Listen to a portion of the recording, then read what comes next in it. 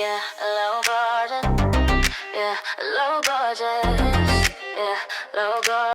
Hello gorgeous, welcome and welcome back to the channel. It is your girl Tamika. She is Tamika and Tamika is she. Ay, she is Tamika and Tamika is she. Ay, she is Tamika and Tamika is me. Welcome and welcome back to the channel. So let's go ahead and get right into today's video.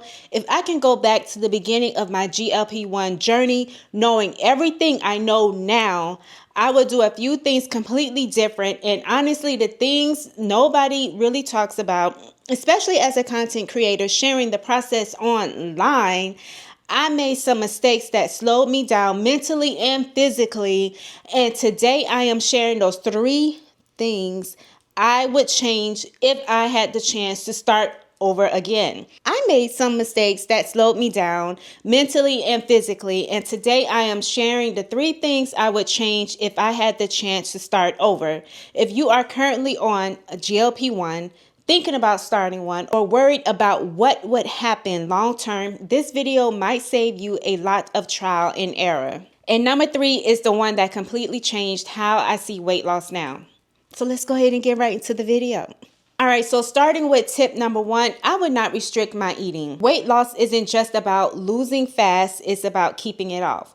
So for me, what I did on my journey, I restricted a lot of the foods. Now, my first round, I didn't, meaning that I was on Wegovy. But when I got on Zepbound, I decided to restrict my foods, meaning that I decided to take away a lot of processed foods, foods that I knew that were triggers for me, foods that I knew that was not going to really help me get to the next level because I wanted to drop weight. The first 4 months of Wegovy, I dropped 20 pounds and I was like, okay, I know I can do better if I just dial in on my nutrition. And I felt at the time that restricting my body, restricting food will help me get to the next level fast. That was all I was worried about. I wasn't necessarily trying to chase the scale per se, but I knew that I wanted to make it count. All I wanted to do was drop the weight.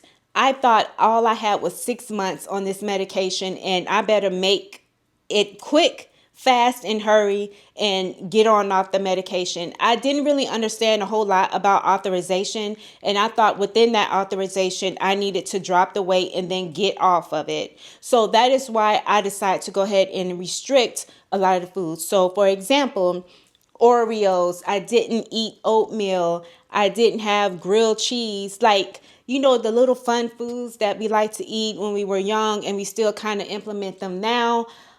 Popcorn, I just was not in the mood to have that. Orange juice, you know, some of my favorite foods that I know that I could live without, but I knew I couldn't live without it long term. And I knew that that would be not a sustainable lifestyle for me. So far as like restricting, that is something that I wish I would not have done. Trying to figure out everything out on your own can lead to a lot of confusion. That's exactly why I partner with Mochi. They make the process a lot more accessible because you are working with a licensed provider who helps guide your journey instead of guessing along the way. What I like is that it's not just about getting medication, it's ongoing support, nutrition guidance, and check-ins. If you're curious or thinking about starting your own journey, I'll leave my link and code in the description so that you can check it out. Remember, you will get $40 off your first month's membership. So now let's go ahead and get back into tip number 2. Tip number 2, I would keep my journey private, especially as a content creator. I should have went old school, like how the old content creators used to do back in the day. Honey, you did not know that they were on a weight loss journey until you saw that video dropped. When that video dropped, 20 pounds in 2 months, 60 pounds in 4 months. And these are ladies who did it naturally. This was before GLP-1, you know, got on that big hype trend. And during that time when I was watching them, I always wondered what was happening in the middle, like what was their journey like? I decided that I wanted to do things different and share my journey week by week. And prior to GLP-1, I was already uploading videos once a week. And I decided, you know, let me not upload any videos and then come back in a few months. Let me just go ahead and share with the audience week by week and see where this goes. Another thing that I would say about keeping my journey private online is that doing weekly updates for me would have been better if I would have did it within 4 to 6 months and then came on to the YouTube and say, hey, this is how my journey was while on Zepbound, and this is how much weight I lost.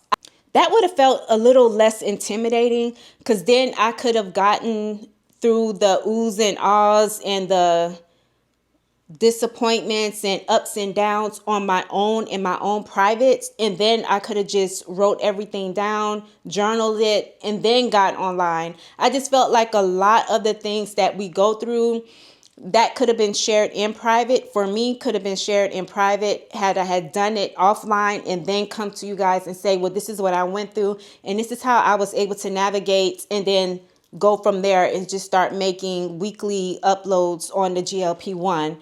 But I just wish that I would have kept a lot of that to myself in the beginning as I navigated through the GLP-1, because you really don't know what is going to happen. A lot of times people have adverse side effects. Some people experience a whole lot of nausea, or the medicine is not working for them, or they feel pressure to drop the weight every single week. Drop 6 pounds, drop 5 pounds, drop 2 pounds, drop 1 pound. And then when they don't drop the weight, they think that the medication is not working, when really you're just on a starter dose. And the medication depends on, is very individualized. There's nothing wrong with sharing your updates week by week, but this is just something that I wish I would have done offline and then came back within about 4 to 6 months and shared my journey. I'm going to get into tip number 3. I would have focused on habits over weight loss. I think this is so extremely important, because weight loss, yes, once the weight started coming off in the middle of my Zepbound journey, it became like, okay, how much further can I go? How much further can I go? I was chasing the scale.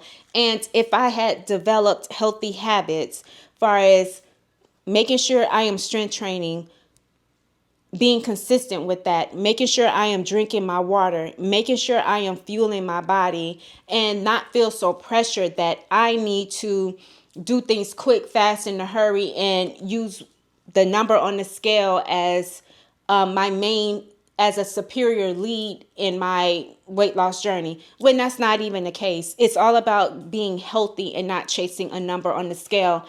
I had no idea of what I was going to look like at 133 pounds. I had no idea how I was going to look at 140 pounds. As an adult, the highest I've been, well, the lowest I've been was 150 pounds, and the highest I've ever been as an adult was 240 pounds. So I understand what it's like to be morbidly obese, and I understand what it's like to be a little bit on the spectrum of being underweight. So I understand everything all in the middle, and I just wish that healthy habits and just being consistent. Oh, another thing is just being consistent with the workout routines that you love. Building healthy habits to me also means finding the right workouts that you can stay consistent with and that you love to do. I will always hear strength training, strength training, strength training, because it was like, oh my God, girl, you lost so much muscle because you underfueled and you were not taking your strength training seriously. So I needed to add that strength training in, but then it became so overwhelming that that's all I wanted to do was eat, breathe, and do weightlifting. Was it something that I really liked and enjoyed, or was it something that I did because that's what they said I needed to do?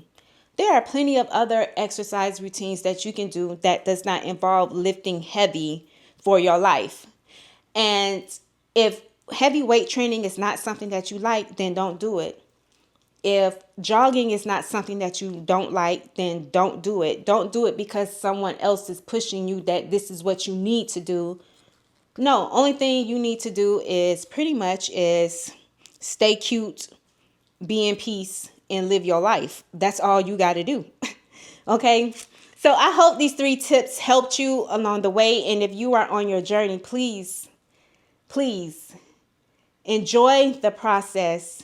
Be easy on yourself. document your journey, whether if it's a content or whether if it is just journaling on paper and just taking pictures on your own social media platform. Either way, don't let anybody discourage you. Don't let anybody disturb your peace.